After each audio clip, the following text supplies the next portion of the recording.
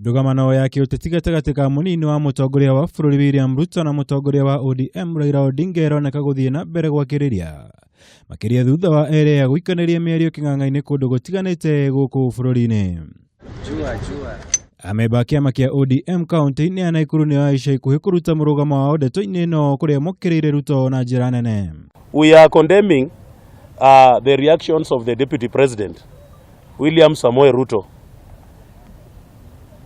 Raila is not a Jubilee member, so there's no way he can be mandated to throw him out of his own party. Mheshimiwa makamu wetu wa rais William Ruto katika shughuli zake za kufanya maendeleo badala ya maendeleo ni matusi. Ningeomba tu atafute marafiki badala ya kutengeneza uadui. Mheshimiwa Ruto, nataka kukwambia wewe ndio adui yako binafsi.